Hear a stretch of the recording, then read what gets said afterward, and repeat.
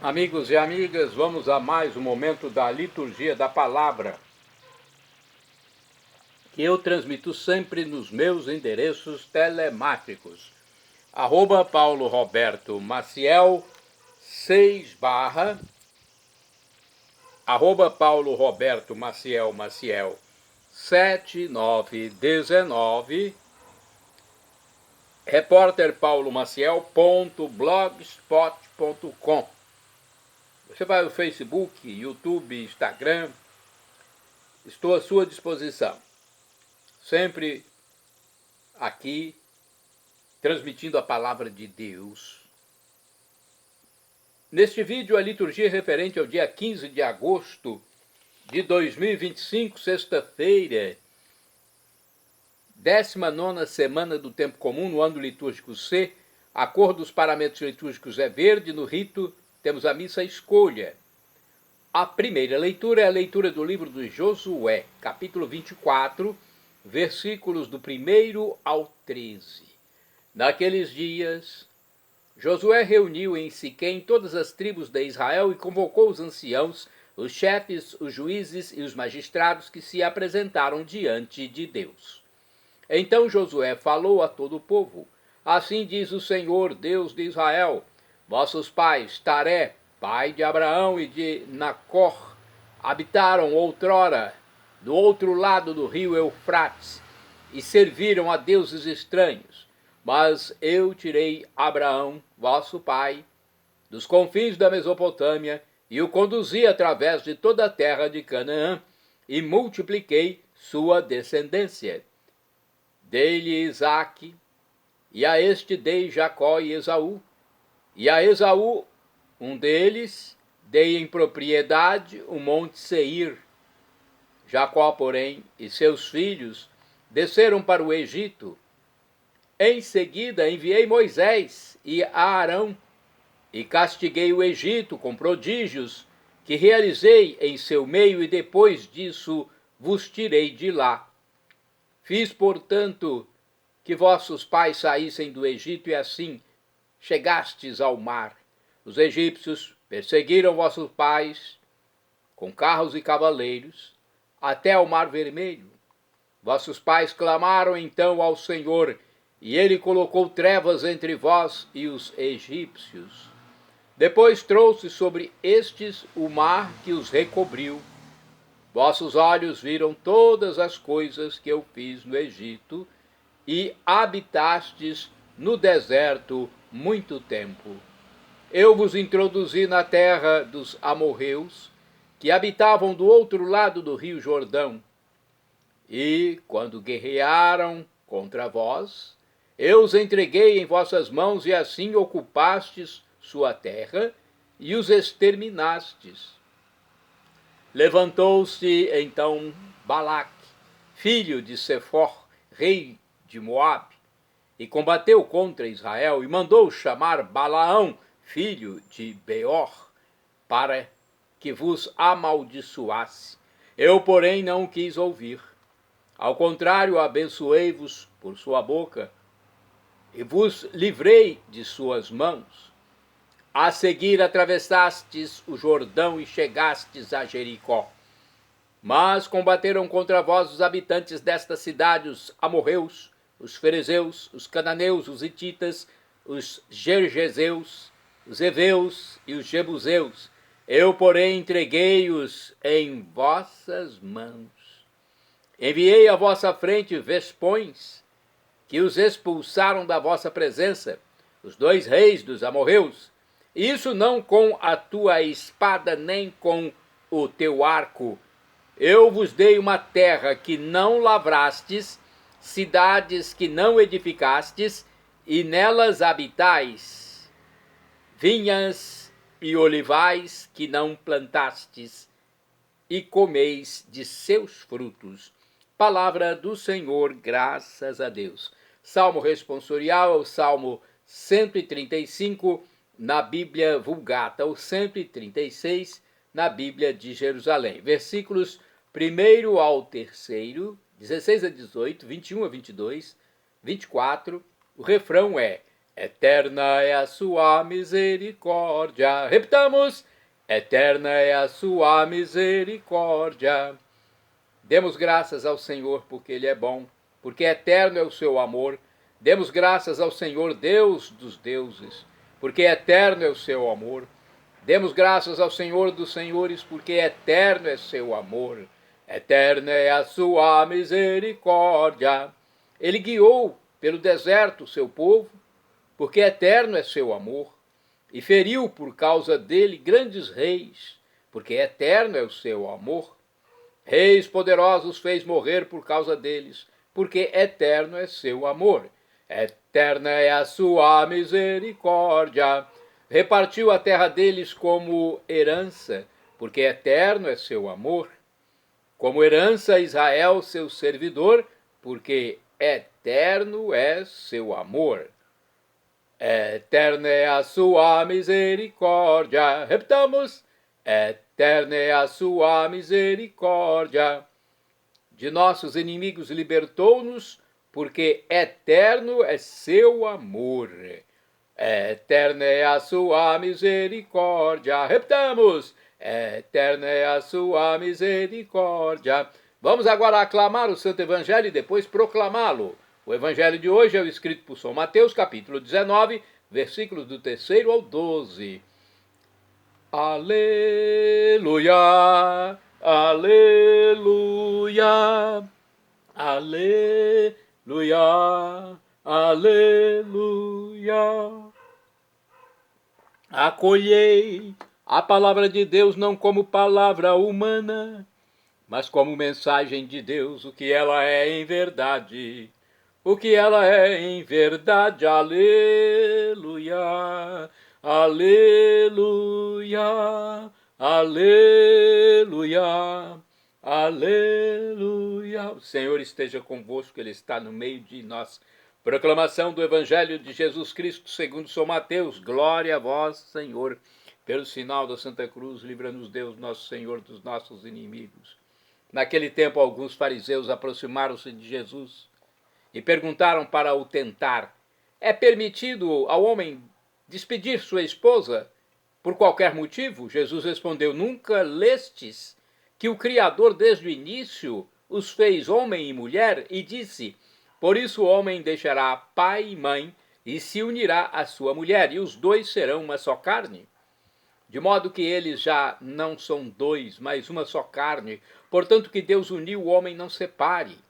Os fariseus perguntaram: então, como é que Moisés mandou dar certidão de divórcio e despedir a mulher? Jesus respondeu: Moisés permitiu despedir a mulher por causa da dureza do vosso coração, mas não foi assim desde o início. Por isso eu vos digo, quem despedir a sua mulher, a não ser em caso de união ilegítima, e se casar com outra, comete adultério. Os discípulos disseram a Jesus: se a situação do homem com a mulher é assim, não vale a pena casar-se. Jesus respondeu: nem todos são capazes de entender isso, a não ser aqueles a quem é concedido. Com efeito, existem homens incapazes para o casamento porque nasceram assim. Outros porque os homens assim os fizeram. Outros ainda se fizeram incapazes disso por causa do reino dos céus. Quem puder entender, entenda.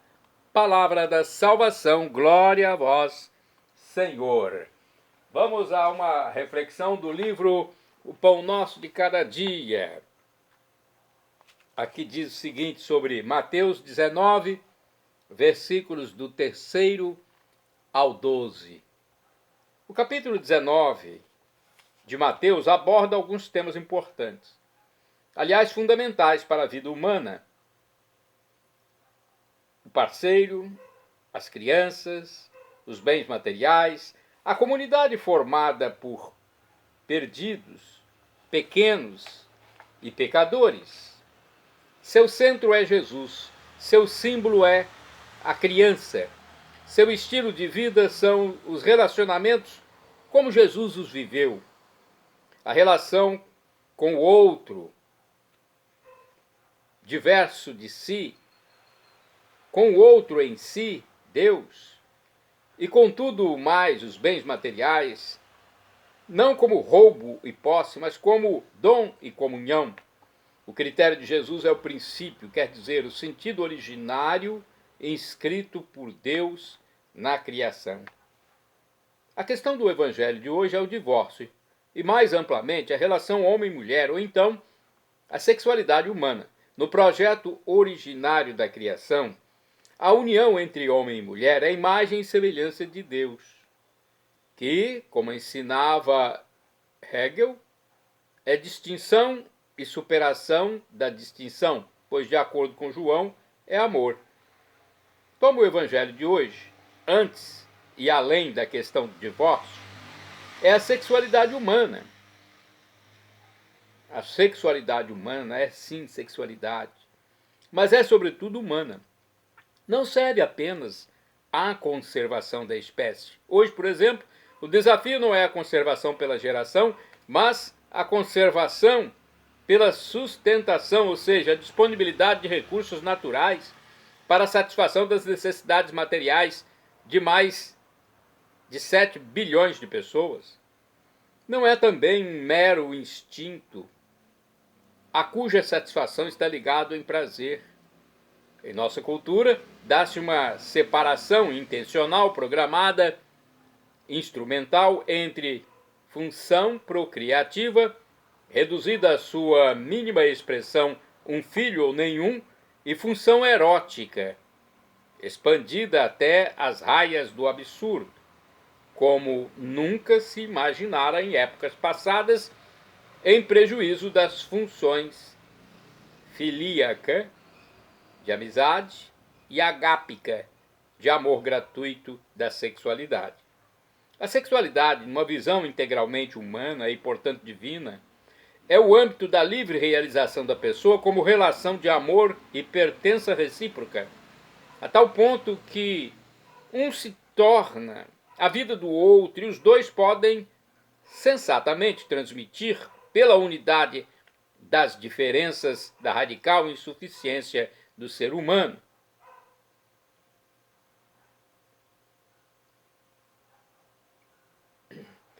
e os dois podem transmitir pela unidade das diferenças e na união dos diferentes a vida dos outros.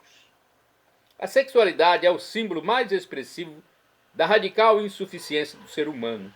O limite de um sexo, digamos, do homem, remete ao outro, digamos, à mulher, necessariamente diverso e limitado. Essa alteridade pode ser vivida como ameaça e agressão, provocando defesa e ataque, ou como atração e cuidado na comunhão e no dom recíproco. No primeiro caso, temos a destruição da vida, no segundo, a divinização do ser humano, que é justamente o que Deus deseja. Na relação com o outro, diverso de nós, acontece e reflete-se a relação com o outro absolutamente primeiro, Deus. O outro absolutamente diverso, santo. Na visão bíblica, a sexualidade, vinda como dom e comunhão, é lugar da revelação e do encontro com o outro, o Deus santo, e é santa também. No mundo antigo, a mulher era vista como uma propriedade do homem. O mesmo acontecia em Israel, apesar do ideal entrevisto em Gênesis, capítulo 1, versículo 27, e Gênesis, capítulo 2, versículos de 18 a 25. Quando a prática conseguia se aproximar do ideal, o casamento era visto como uma aliança entre duas pessoas, princípio da sociedade e da transmissão da vida. O casal monogâmico, um homem e uma mulher, é fruto de uma evolução cultural construída e assumida como livre opção de amor.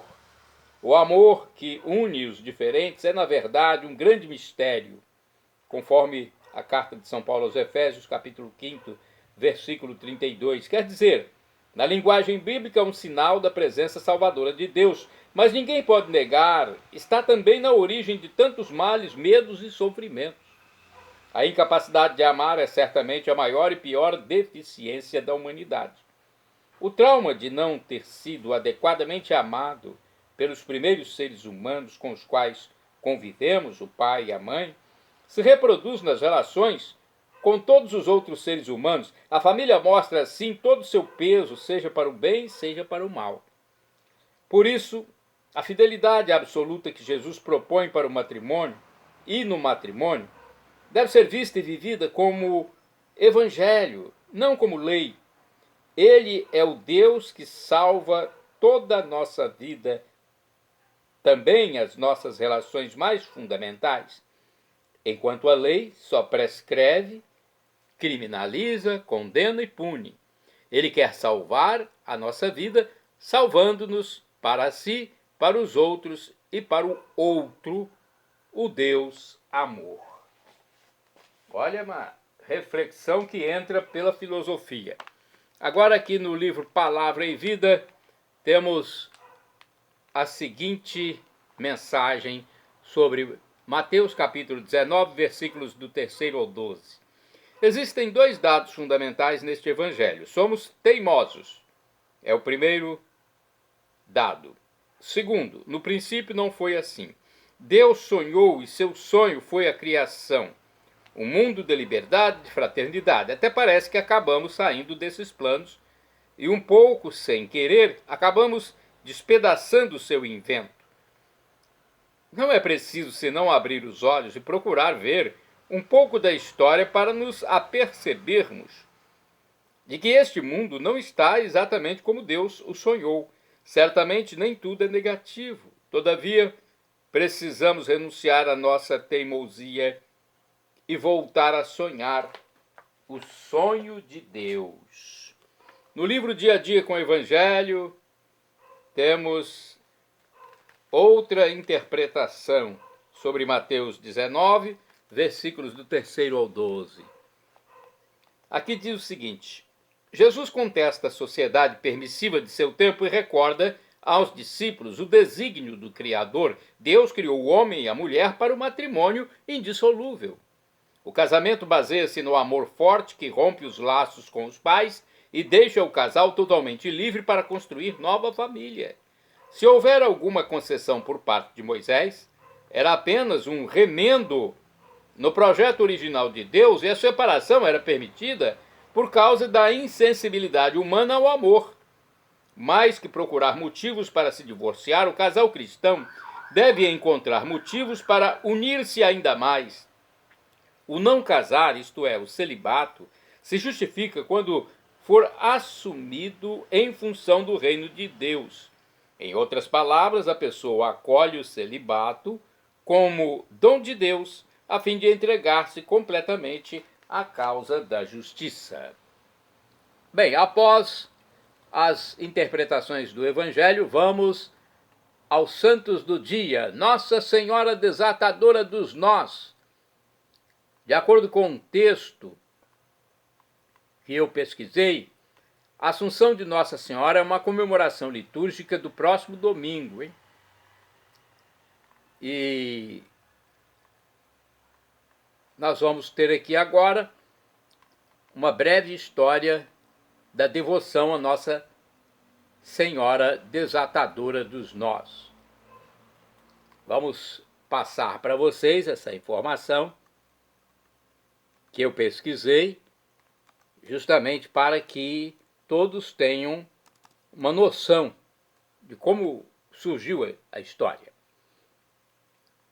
Nossa Senhora Desatadora dos Nós tem sua origem na Alemanha, no início do século XVIII. Segundo fontes históricas, o quadro no qual a Virgem Maria é representada desatando os nós de uma fita ladeada por vários arcanjos foi encomendado pelo padre Hieronymus Ambrosius Langenmantel, que era um cônego da igreja de St. Peter am Perlach, na cidade de Augsburgo, como agradecimento por uma graça alcançada por uma família por intercessão de Nossa Senhora. O quadro foi pintado por Johann Melchior Georg Schmiedner, que tomou como inspiração um dos escritos de Santo Irineu de Lyon, que diz: o nó da desobediência de Eva foi desatado pela obediência de Maria. O nó da desobediência de Eva foi desatado pela obediência de Maria. O que uma fez por incredulidade, o desfez a outra pela fé. Ainda o artista usou como fonte de inspiração a passagem do capítulo 12 do livro do Apocalipse. Um grande sinal apareceu no céu, uma mulher vestida com o sol, tendo a lua sob os pés, e uma coroa de 12 estrelas na cabeça. Apocalipse 12, versículo 1. Foram essas as duas inspirações para a confecção da pintura, que foi realizada entre 1699 e 1700. O destino da pintura seria a capela particular do palácio pertencente à família do padre Hieronymus Ambrosius Langemantel. Mas, por sua beleza e por tudo aquilo que ela transmitia, o quadro foi colocado na igreja de St. Peter and Perlach para a veneração pública dos fiéis. Não demorou para acontecerem relatos de graças atribuídos à Mãe de Deus, que passou a ser aclamada pelo povo como desatadora dos nós. Essa devoção se expandiu e hoje é muito popular em países como a Argentina e Brasil. O Papa Francisco é um grande devoto de Nossa Senhora Desatadora dos Nós. Conheceu essa devoção quando era padre jesuíta e fazia seu doutorado na Alemanha na década de 1980. Ele visitou a igreja de St. Peter em Perlach, em Augsburgo, e conheceu a magnífica pintura, a história em torno dela. Assim nós também rezamos a Nossa Senhora Desatadora dos Nós, pedindo sua intercessão para nos ajudar a desfazer os nós que encontramos em nossa vida cotidiana. Nossa Senhora Desatadora dos Nós, rogai por mim junto ao seu Filho Jesus, rogai por nós, rogai por mim, rogai por nós, Nossa Senhora Desatadora dos Nós, rogai junto a Jesus por todos. Santo do dia 15 de agosto, São Tarcísio, mártir, faleceu mais ou menos no ano 257. Por defender a Sagrada Eucaristia, que estava prestes a ser profanada pelos gentios, Tarcísio foi apedrejado até a morte em Roma. Santo do dia 15 de agosto, Santo Alípio de Tagaste, foi bispo e faleceu mais ou menos no ano 430, foi discípulo de Santo Agostinho, do qual foi também companheiro na conversão, no ministério pastoral e na luta contra os hereges. Alípio governou a diocese de Tagaste, em Numídia, atual Argélia. Santo do dia 15 de agosto é São Jacinto, presbítero, ou seja, sacerdote, padre. Faleceu em 1257. Tomou o hábito em Roma das mãos do próprio São Domingos de Gusmão. Jacinto propagou a ordem de pregadores no seu país, Polônia, na Boêmia e na Silésia. Santo do dia 15 de agosto, Santo Stanislau Kostka, religioso, faleceu em 1568. Nascido na Polônia, fugiu de casa enfrentando a oposição paterna à sua vocação e ingressou no noviciado da Companhia de Jesus em Roma. Morreu aos 18 anos apenas, hein? Olha, um santo que morreu bastante novo. O santo nasceu na nobre família Kostka, na Polônia, em 28 de outubro de 1550. Seu pai era um príncipe e líder militar ambicioso. Stanislau cresceu na religiosidade católica e aos 14 anos foi enviado para Viena com o irmão mais velho, Paulo, para estudos superiores. Por ordem do imperador Maximiliano I, o internato jesuíta onde estudavam foi fechado e o refúgio foi um castelo de um príncipe luterano que, com Paulo, promoveu violências contra Stanislau. O santo menino, no entanto, permaneceu firme nos propósitos cristãos, com devoção a Nossa Senhora. Houve um momento em que a saúde ficou prejudicada e pediu a vinda de um sacerdote para comungar o corpo de Cristo. Mesmo com a negativa dos homens, houve acontecimentos extraordinários. Santa Bárbara apareceu com anjos, levando-lhe Jesus eucarístico. Num segundo momento surgiu a Virgem Maria com o menino Jesus, restabelecendo sua saúde. O jovem, então, resolveu seguir a vida religiosa como jesuíta, enfrentando a resistência familiar. Por isso fugiu e foi parar na Companhia de Jesus. Viveu apenas 9 meses no noviciado, pois em 1568 contraiu uma misteriosa febre e antes de morrer, aos 18 anos, os sacerdotes ouviram ele dizer: Maria veio buscar-me, acompanhada de virgens, para me levar consigo. Foi proclamado santo pelo Papa Bento XIII em 13 de novembro de 1726, denominado padroeiro dos noviços e de toda a juventude. Bem-aventurada do dia 15 de agosto é a beata Juliana Puricelli de Busto Arcísio, virgem. Morreu em 1501. Juliana foi uma religiosa agostiniana de Palanza, na Itália. Bem-aventurado do dia 15 de agosto é o beato Isidoro Bacania, mártir, faleceu em 1909. Foi um jovem congolês, ou seja, do Congo, na África, convertido ao cristianismo. Por testemunhar sua fé junto aos companheiros de trabalho, foi violentamente açoitado e morreu em consequência dessas feridas graves. Beato Isidoro Bacania, rogai por mim, rogai por nós junto a Deus. Shalom Adonai é uma expressão hebraica que significa a paz de meu Senhor, e meu Senhor é Jesus Cristo. El Shaddai, também do hebraico, significa Deus providenciará aquilo que você deseja, se for para o seu bem. O professor e escritor de mais de 100 livros da Igreja Católica, Felipe Rinaldo Queiroz de Aquino, em seu canal no YouTube, onde responde às nossas dúvidas, diz que Deus pode nos dar uma dessas 3 respostas quando suplicamos algo: sim, não ou espere. A que for melhor ele nos dará, afinal de contas é o nosso papaizinho do céu, nosso Abba, é o nosso Pai Celestial, nosso Divino Pai Eterno. E agora eu clamo do dialeto de Jesus, o aramaico, Maranatá, como dizemos nós católicos, ou Maranata, como dizem nossos irmãos separados, os evangélicos ou protestantes. Não importa a pronúncia, o significado é o mesmo. Vinde, Senhor Jesus, um dia ele voltará e será o juízo final. Quem aceitar Jesus como Deus, for batizado e arrepender-se dos seus pecados, terá a vida eterna, com um corpo semelhante ao de Jesus quando ressuscitou. Algo indizível, inefável, grandioso, inexpressável, inexprimível, para nós apenas criaturas que somos passageiros neste mundo, somos peregrinos, não conseguimos compreender. Um corpo como o de Jesus não está mais sujeito a esse tempo, a esse espaço. É felicidade em plenitude. São Paulo já disse, o sofrimento de agora nem se compara com a glória futura que será revelada em nós quando Jesus voltar e ressuscitar os nossos corpos, glorificando-os, dando-lhe uma nova propriedade.